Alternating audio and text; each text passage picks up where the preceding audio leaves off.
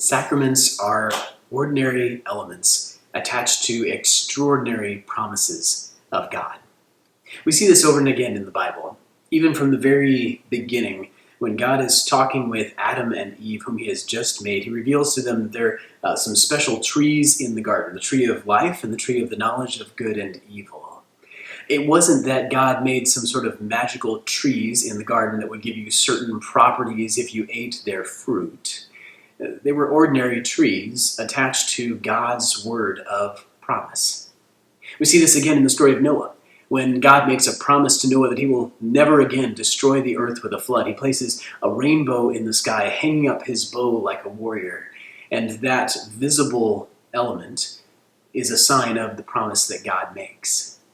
We see this again in the story of Moses. When God is convincing Moses to go to Egypt, and Moses is very filled with trepidation about this task that God has given to him, God says to Moses, "Take the staff in your hand."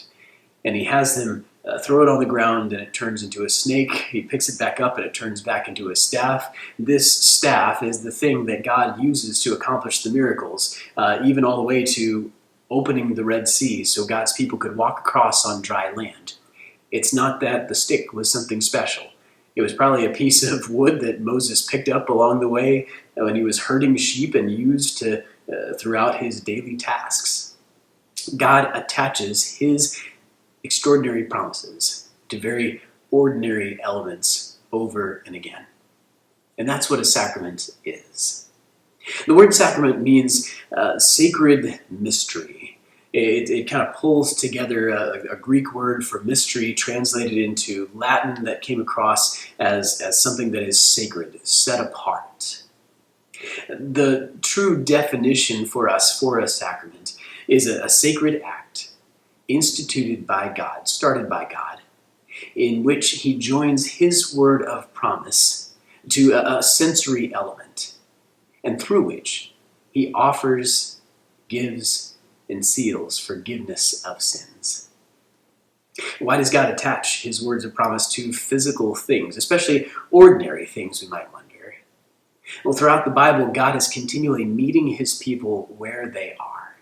He knows that we have limitations because we're physical people, and additionally because of our sinful limitations on top of that.